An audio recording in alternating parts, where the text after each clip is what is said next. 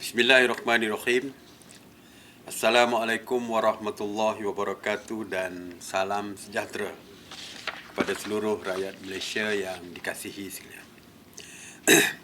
Semalam adalah hari bersejarah bagi seluruh warga Tentera Darat yang menyambut Hari Tentera Darat Malaysia ke-88. Walaupun disambut dalam suasana norma baru, ekoran penularan COVID-19, ia sekalipun tidak mematahkan semangat warga Tentera Darat mencurahkan khidmat bakti kepada masyarakat seiring dengan tema tahun ini, Sinergi Tentera Darat dan Rakyat Tunjang Kedaulatan Negara. Terima kasih di atas segala jasa dan pengorbanan yang telah dicurahkan oleh setiap anggota Tentera Darat dalam memastikan kedaulatan negara kekal terpelihara. Selamat menyambut Hari Tentera Darat ke-88. Semalam juga merupakan tarikh genap setahun kerajaan mentadbirkan negara ini. Walaupun berhadapan dengan situasi sukar, ekoran negara dilanda wabak COVID-19, pentadbiran kerajaan berjaya mengharunginya. Dua pendekatan yang telah digunakan kerajaan iaitu strategi kesihatan dan strategi keselamatan yang dilihat berjaya menyekat penularan wabak COVID-19. Terkini, kerajaan juga telah memulakan pelaksanaan program imunisasi COVID-19 kebangsaan dengan menyasarkan lebih 80% rakyat menerima suntikan vaksin. Meskipun ada pihak yang mengatakan kita gagal dalam menangani pandemik ini, namun sebenarnya kita berjaya. Kita telah berjaya di peringkat gelombang pertama dulu apabila kita berjaya melandaikan COVID-19 ini sehingga ke jumlah sifar iaitu kosong selama beberapa hari. Dan walaupun kita menghadapi gelombang ketiga ini, tetapi kita juga sedang menuju kejayaan. Hari ini kita lihat kes telah pun kembali melandai dan terdapat trend penurunan. Menurut laporan Lowry Institute, iaitu sebuah badan pemikir berpusat di Australia, daripada 98 buah negara, Malaysia berada di tangga ke-16 dengan skor 70.1%, Amerika di kedudukan ke-94 dengan 17.3%, Perancis di tangga 73, United Kingdom di tangga 66, Jepun di tangga 45 dan Korea Selatan di tangga ke-22. Sedangkan kita berada di tangga ke-16. Lebih membanggakan lagi apabila kita berjaya mengawal kadar kematian. Ini terbukti apabila kadar kematian di negara kita masih rendah, iaitu di sekitar 0.38% sahaja, manakala kes sembuh ialah di kadar 90.9%. Data daripada Kementerian Kesihatan Malaysia pula menunjukkan setiap hari kes sembuh telah mengatasi kes baru. Dan inilah perkhabaran baik yang dinanti-nantikan rakyat selepas sekian lama berdepan dengan penularan pandemik ini. Lantaran itu, kita mesti terus bekerja keras, terutamanya dalam pematuhan SOP yang ditetapkan. InsyaAllah kita akan bersama-sama, InsyaAllah kita sama-sama berdoa semoga COVID-19 lenyap dari negara kita. Saya yakin PC saya hari ini dinanti-nantikan dan ditunggu-tunggu kerana semua ingin mendengar pengumuman saya mengenai status pelaksanaan PKP dan PKPB yang dijadualkan tamat pada 4 Mac 2021, iaitu 2 hari daripada sekarang. Sidang khas MKN semalam telah mendengar pembentangan oleh KKM, Kementerian Kesihatan Malaysia, mengenai situasi semasa penularan COVID-19 di seluruh negara serta penilaian risiko bagi tempoh 14 hari dan cadangan terhadap pelaksanaan kawalan pergerakan bagi fasa selepas 4 Mac 2021. Sebab itulah setiap 2 minggu sekali kita sambung PKP-PKPB kerana setiap 2 minggu Kementerian Kesihatan akan membuat penilaian berdasarkan kepada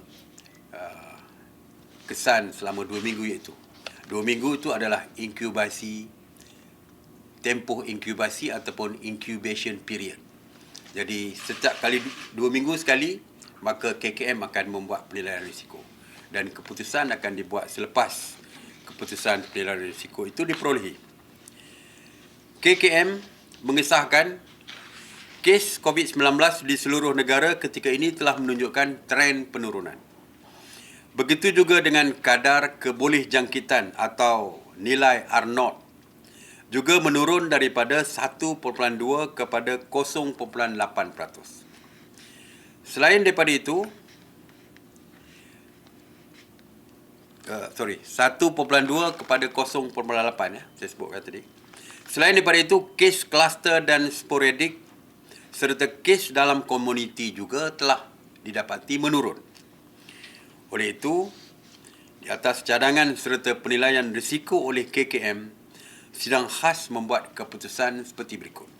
Yang pertama, kesemua 4 negeri PKP, iaitu Selangor, wilayah Persekutuan Kuala Lumpur, Johor dan Pulau Pinang ditukarkan status mereka daripada PKP kepada PKPB. PKP bersyarat. Manakala Kedah, Kelantan, Negeri Sembilan, Sarawak dan Perak kekal kepada PKPB. 6 negeri PKPB iaitu Melaka, Pahang, Terengganu, Sabah, wilayah Persekutuan Putrajaya dan wilayah Persekutuan Labuan ditukar status daripada PKPB kepada PKPP pemulihan. Jadi 6 negeri ditukar kepada PKPP dan Perlis kekal sebagai negeri berstatus PKPP.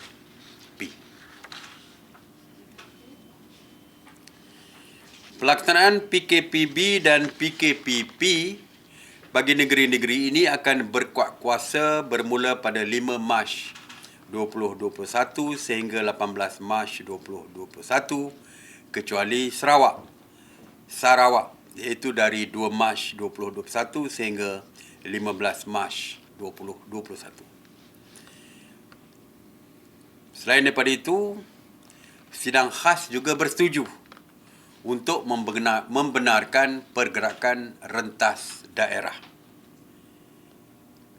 di seluruh negeri kecuali negeri Sabah, manakala pergerakan rentas negeri masih tidak dibenarkan. Jadi apabila PKPB dan PKPP ini bermula buka kuasa pada 5 Mac, maka pergerakan rentas daerah di dalam negeri dibenarkan. Cuma rentas negeri saja masih tidak dibenarkan. Bagi negeri Sabah sebenarnya, Kerajaan Negeri Sabah memohon agar sekatan daerah di Sabah dikekalkan lagi untuk tempoh 2 minggu. Kita faham Sabah merupakan negeri yang amat besar, wilayah yang amat besar. Satu daerah mereka pun sebenarnya lebih besar daripada kebanyakan negeri di Semenanjung. Kalau daerah Kinabatangan, ianya sebesar negeri Pahang. Sama dengan rentas negeri juga kalau rentas daerah di Sabah. Jadi sebab itulah Kerajaan Sabah minta supaya ditangguhkan dulu selama 2 minggu untuk negeri Sabah.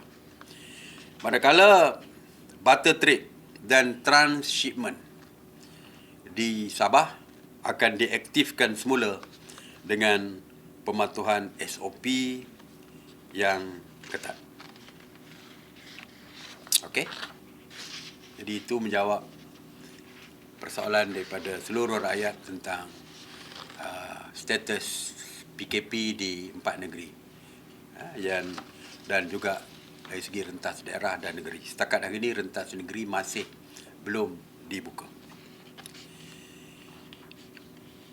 Sektor-sektor yang dibuka di bawah PKPB dan PKPP sebenarnya saya telah umumkan sebelum ini. Ya. Misalnya industri kreatif saya dah umumkan. Acara, pertunjukan, penggambaran, ya, semuanya telah pun saya umumkan. Begitu juga dengan jumlah pengurusan artis dan kru terhad kepada 70% daripada kapasiti biasa bagi kawasan PKPB dan 100% bagi kawasan PKPP. Basking kita dah benarkan, saya sebutkan sekali lagi. Jadi perkara itu telah pun saya umumkan dulu. Bolehlah merujuk kepada SOP di bawah kementerian, di bawah MKN dan juga KKMM. Ya. Mungkin ada yang tidak saya sebutkan di sini, perkara yang telah pun dibenarkan, jadi boleh rujuk kepada website MKN dan juga KKMM. Begitu juga dengan sektor pelancongan. Ya. Bagi kawasan PKPB, di dalam premis dan sebagainya dibenarkan beroperasi dengan kapasiti 50%, manakala di kawasan PKPP adalah mengikut keluasan premis. Saya nak maklumkan sekali lagi di bawah pelancongan ini, apa yang dibenarkan. Hotel seperti saya dah katakan dibenarkan, hotel dan F&B serta kedai jualan di dalam hotel kita benarkan, itu dah lama. Yang baru produk pelancongan seperti zoo, farms, aquarium, pusat edutainment, taman rekreasi, ekstrim, adventure, nature park dan lain-lain. Kita benarkan. Premis hasil seni, budaya dan warisan seperti muzium, perpustakaan, galeri seni, pusat ataupun kampung seni warisan budaya, pentas persembahan budaya dan lain-lain, taman tema dan pusat hiburan keluarga, spa, refleksologi, urut kaki, wellness, termasuk perkhidmatan pedicure dan manicure juga dibenarkan mengikut syarat lesen PBT yang mana lebih awal, iaitu seperti kita buka di kawasan PBT, perniagaan di kawasan di kawasan PKPB dan PKPP, seperti yang saya umumkan bahawa perniagaan boleh mula beroperasi daripada 6 pagi hingga 12 malam. Jadi dari segi pelancongan pun dibuka daripada 6 pagi hingga 12 malam ataupun mengikut ketetapan yang ditentukan oleh pihak Majlis Perbandaran atau Majlis Daerah yang mana lebih awal. Ya, kalau katakan PBT dalam lesen mereka menetapkan sehingga 2 pagi atau 3 pagi, tapi kita hadkan sampai pukul 12. Yang mana lebih awal lah. Kalau PBT menetapkan pukul 10, walaupun kita membenarkan sampai pukul 12, tapi kalau Majlis Perbandaran ataupun Majlis Bandaraya atau Majlis Daerah menetapkan pukul 10, maka mereka perlu patuh kepada peraturan daripada majlis. Kalau tidak, tindakan boleh diambil terhadap premis-premis yang menjalankan perniagaan lebih masa ini. SOP-nya saya dah terangkan dulu. SOP-nya adalah SOP yang ketat yang telah pun dikeluarkan oleh Kementerian Pelancongan. Jadi boleh merujuk kepada website Kementerian Pelancongan dan juga website MKN. Jalan lain saya kira semua dah buka, cuma bank, institusi keuangan dan lain-lain yang dilesen dan diluluskan dan didaftar entiti lain, yang diluluskan dan didaftarkan di bawah bank negara ni, di daftar bank negara ini, mereka boleh beroperasi seperti biasa. Kalau bank tu tutup pukul 5 misalnya, maka pukul 5 lah perlu ditutup kerana mereka juga tertakluk kepada peraturan yang dikeluarkan oleh bank negara. Sektor-sektor lain sama dah, secara umum, sektor pertanian, pembinaan dan sebagainya seperti biasa. Peruncitan. Secara umum itu hari, sebanyak 39 sektor peruncitan telah pun dibuka. Jadi perkara yang sama jugalah. Di bawah PKPB, PKPP dan boleh merujuk kepada SOP di bawah MKN dan juga KPDN HEP. Ini satu lagi yang saya nak terangkan sedikit lagi ialah mengenai majlis sosial di kawasan PKPB dan PKPP. Semua majlis rasmi, tidak rasmi, kerajaan, swasta, majlis sosial seperti kenduri kendara, majlis perkahwinan, resepsi, pertunangan, majlis akikah, doa selamat, tahlil, sambutan ulang tahun, sambutan hari kelahiran, reunion, retreat dan lain-lain majlis sosial, walaupun tidak terkandung yang dalam yang saya sebutkan, mana-mana majlis sosial adalah dibenarkan. Dan majlis perkahwinan, pertunangan dan sebagainya yang dibenarkan kepada pasangan beragama Islam juga diperluaskan kepada pasangan beragama lain. Kehadiran ke premis di kawasan PKPB adalah 50% daripada keluasan premis, manakala di kawasan PKPP mengikut keluasan premis yang penting ada penjarakan sosial. Ya. Begitu juga dengan seminar, mesyuarat dan persidangan, bengkel, seminar, kursus, latihan, persidangan, ceramah, mesyuarat, bersemuka, pameran perdagangan dan aktiviti yang berkaitan dengan MICE ataupun MICE ini, meetings, insentif, convention dan exhibition juga dibenarkan. Had kehadiran bagi kawasan PKPB adalah 50% dari segi keluasan premis, 50% dari segi keluasan, manakala bagi PKPP adalah mengikut keluasan premis asalkan ada penjarakan sosial. Ada yang bertanya pada saya tentang perkahwinan yang bukan di dalam dewan, di luar, di kemah, di kawasan PKPP dan PKPB. Jadi kehadirannya as long as ada penjarakan sosial di meja, maka dibenarkan. Tetapi saya harap walaupun kebenaran ini dibenarkan, ada kebenaran, tetapi saya harap mereka perlu mematuhi SOP yang dikeluarkan seperti penjarakan sosial. Ya, jangan ada kenduri kahwin, bersesak-sesak pula. Jadi akhirnya yang membahaya adalah diri sendiri. Sektor sukan seperti yang saya telah umumkan dulu, Kementerian Belia dan Sukan telah pun mempunyai SOP dan juga aktiviti-aktiviti yang dibenarkan di dalam website mereka. Sila rujuk kepada SOP dan juga sila rujuk pada website KBS, Kementerian Belia dan Sukan, dan juga di bawah MKN sendiri.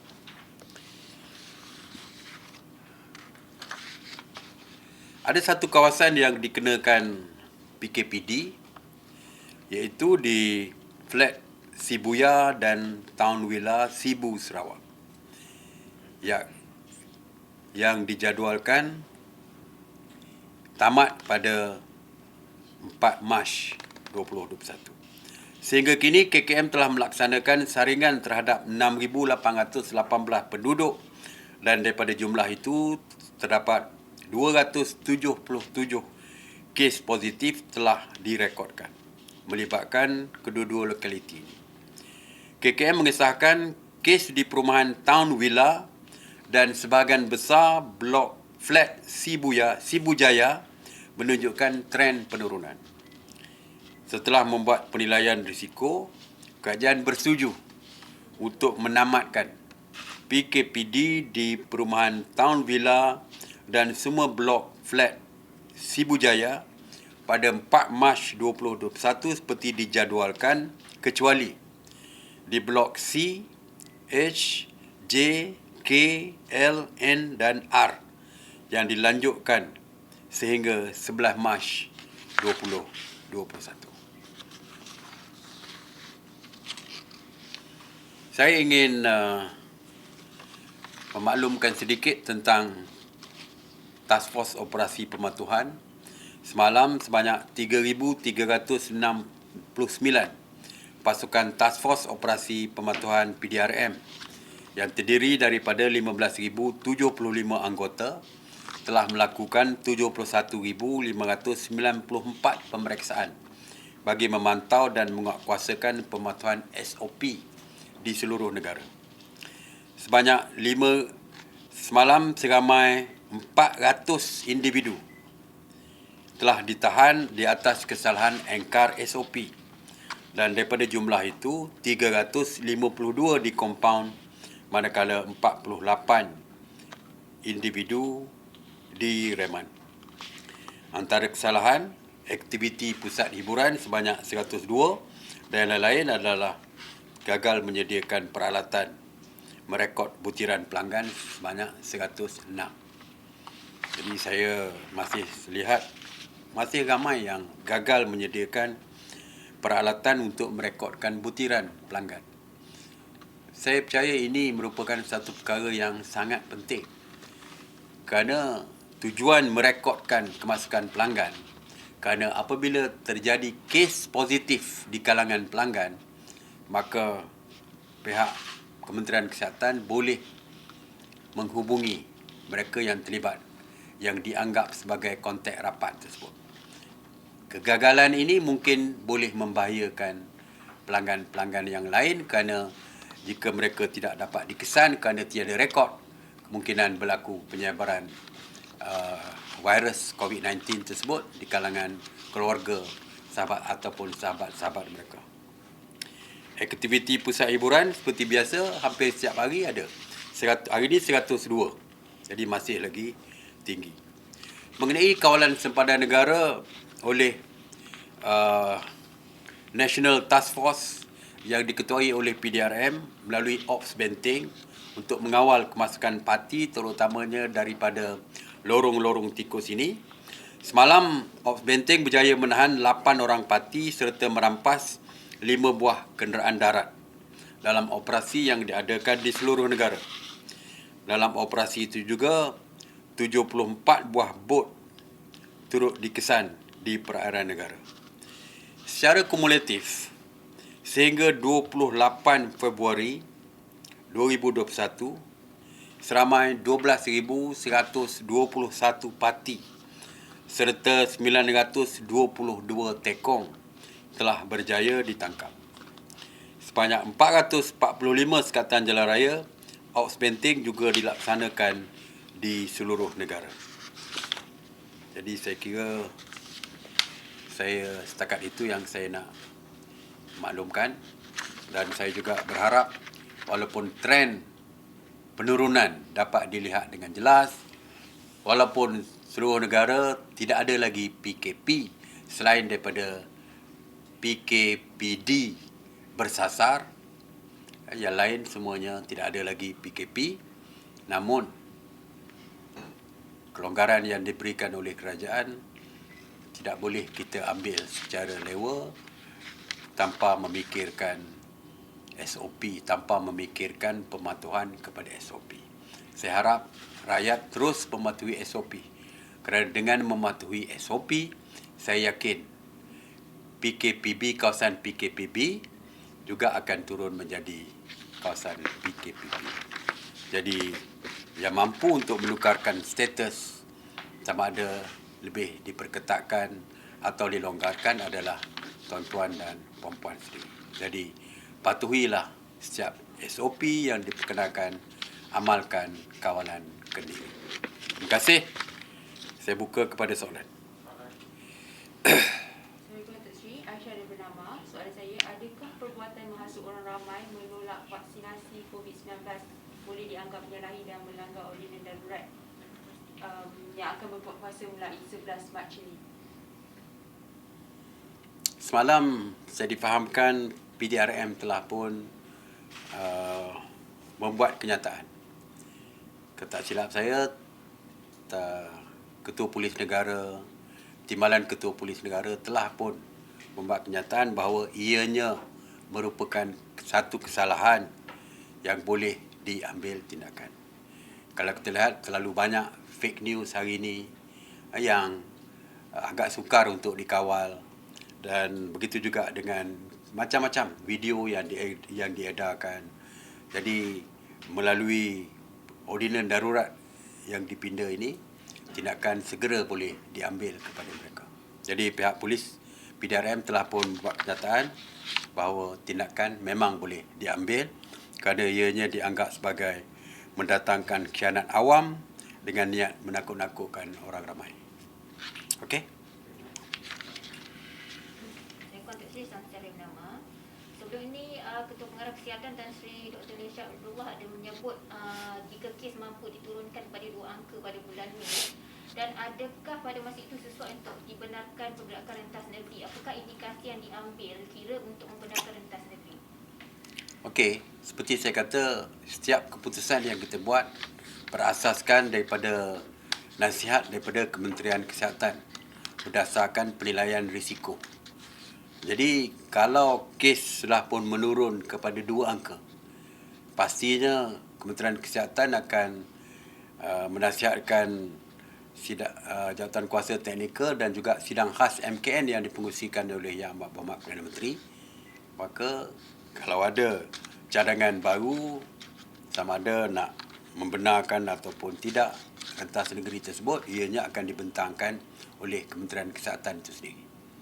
Dan kita akan buat keputusan selepas mendengar pembentangan daripada Kementerian Kesihatan. Jadi kita tunggulah dan kita doalah supaya kes ini terus menurun sehingga 2 angka seperti yang disebut oleh Ketua Pengarah Kesihatan itu. Okay, Assalamualaikum, Datuk Seri Faris dari RTM. Okay, sebelum ini kerajaan telah mengumumkan kadar kompaun bagi individu yang melanggar PKP dinaikkan sehingga RM10,000. Ramai yang mempersoalkan kewajaran tindakan kerajaan. Boleh Datuk Seri jelaskan? Ramai yang marah sebenarnya. Marah, yang tak puas hati, mengatakan tindakan ini akan menyebabkan ramai yang menjadi mangsa, undang-undang yang begitu keras, berbagai-bagai lagi. Ya. Baru-baru ini, sebelum ini kita mendengar bahawa ramai yang tidak puas hati apabila sebuah kilang yang menyebabkan berlaku penularan COVID-19 di kilang mereka dengan 4,000 pekerja mereka didapati positif. Dan tindakan yang diambil oleh kerajaan denda RM1,000 kerana Akta 342 menghadkan RM1,000 sahaja. Dan 1,000 kompaun itu berdasarkan kepada Akta Interpretasi 1967. 1,000 mungkin tinggi pada tahun 1967. Jadi oleh kerana darurat diproklamasikan, maka kerajaan telah pun meminda hukuman ini, iaitu apabila mengujudkan ordinan darurat tentang perkara ini dan menaikkan kepada RM50,000 untuk peniaga-peniaga yang gagal mematuhi SOP dan RM10,000 kepada individu. Suka saya nyatakan bahawa di dalam perundangan, dia tidak ada had minima, tetapi dia memberikan had maksima kepada setiap kesalahan yang dilakukan. Had maksima bukan bermakna mesti dikenakan kompaun maksima tersebut. Tidak mesti. Sebab ianya boleh, setiap kes kompaun boleh dirayu. Ianya mungkin boleh dirayu RM1,000 saja mengikut kes, ataupun RM50, RM100, terserah kepada yang pertamanya pegawai kesihatan di peringkat daerah. Di dalam Akta 342, rayuan boleh dibuat kepada Ketua Pengarah Kesihatan, kalau tak silap saya. Dan saya difahamkan Ketua Pengarah Kesihatan telah pun menurunkan kuasa dia kepada Pegawai Kesihatan Daerah untuk menerima setiap rayuan yang dibuat oleh mereka yang didapati bersalah. Jadi bukan mesti undang-undang tu 10,000, maka kena 10,000. Mungkin 100 atau 50, ataupun kalau rayuan diterima dikecualikan daripada bayaran, boleh diambil keputusan tersebut oleh pegawai yang menerima rayuan. Itu yang pertama. Tan Sri IGP sendiri, Tan Sri Ketua Polis Negara, telah pun memberikan penjelasan bahawa yang akan dikenakan tindakan lebih daripada 1,000 ataupun 10,000 itu adalah mereka yang berulang-ulang kali melakukan kesalahan. Orang yang melakukan kesalahan berulang, bukan sekali telah pun diberi amaran mungkin, kali kedua dah diberikan denda, kali ketiga buat lagi, kali keempat buat lagi, kali kelima buat lagi. Mereka yang berulang-ulang melakukan kesalahan. Yang kedua, mereka yang melakukan kesalahan yang dianggap serius dan perlu diberikan tindakan.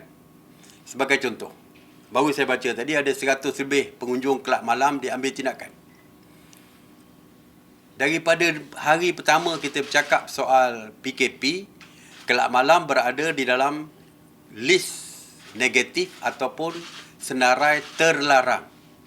Maknanya kelab malam langsung tak boleh dibuka.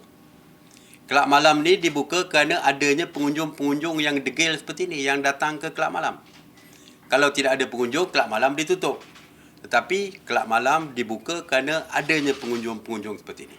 Setiap hari ada tangkapan di kelab malam ini. Dan mereka inilah saya kira yang akan mungkin kerana penguatkuasaan oleh polis, bukan oleh kita, mungkin akan dikenakan kompaun yang tinggi kerana kedegilan mereka masih lagi mengunjungi kelab malam yang dianggap sebagai, yang telah pun dijadikan sebagai termasuk di dalam senarai terlarang. Mungkin juga mereka yang diberikan gelang terpaksa tinggal di rumah dan mereka ini dengan gelang-gelang sekali keluar ke pasar raya, keluar ke tempat-tempat awam dan kesannya mungkin boleh menjangkiti orang lain kerana orang lain juga akan dijangkiti oleh virus COVID-19 ini. Ini merupakan kesalahan serius kerana disebabkan dia mungkin ada orang yang meninggal akibat daripada kedegilan dia. Jadi ini juga merupakan satu kes yang boleh saya percaya pihak polis ambil tindakan mengenakan kompaun yang tinggi. Pelaksana kepada setiap undang-undang adalah pihak polis, PDRM. Jadi saya harap kita memberikan keyakinan kepada PDRM, iaitu mereka tahu menggunakan kuasa yang ada pada mereka dan menggunakan budi bicara yang terbaik untuk menjaga keselamatan kita. Jangan kita anggap apabila 10,000, maka pihak polis akan mengambil kesempatan untuk menyaman sesiapa saja dengan mengenakan kompaun 10,000 kepada semua orang. Tan Sri IGP dah kata, kalau setakat tak pakai mask, kita takkan kenakan 10,000. Tan Sri Ketua Polis Negara sendiri cakap, kalau setakat tidak ada social distancing, takkan kena 10,000. Dia kata, tak mungkin polis akan kenakan 10,000 kompaun. Mungkin seperti sekarang ada kena mungkin 1,000 atau 500 atau 50 mengikut rayuan yang dibenarkan oleh pegawai-pegawai di Pejabat Kesihatan Daerah. Jadi jangan apabila ada undang-undang kita terus takut bahawa ianya akan dikenakan merentasi semua orang. Sebab saya dah kata pihak polis tahu untuk menggunakan budi bicara mereka apabila mengambil tindakan. Jangan kita rasa ragu dan sangsi kepada polis dan mula kita menganggap polis akan berlaku kejam kepada rakyat. Ya. Polis yang menjaga kita selama ini, polis yang menjaga keselamatan kita selama ini. Jadi saya harap kita tidak rasa bimbang perkara ini. Saya percaya tidak akan ada penganiayaan kepada rakyat kita. Lagipun apabila saya baca tadi ada 400, saya silap tadi, 400 yang dikenakan tindakan. 400 ya, 400 yang ditahan. Jadi daripada 35 juta rakyat kita, 32-35 juta rakyat kita, setiap hari 400, 500, ianya merupakan satu jumlah yang amat kecil. Daripada 400 ni, 1/4 tadi, 100 lebih adalah daripada pengunjung kelab-kelab malam yang diharamkan. Jadi, saya harap tuan-tuan dan puan-puan berilah keyakinan kepada pihak polis. Saya yakin pihak polis akan melaksanakan undang-undang ini dengan adil dan saksama. Okey, terima kasih. Ada lagi? Okey. Assalamualaikum warahmatullahi wabarakatuh.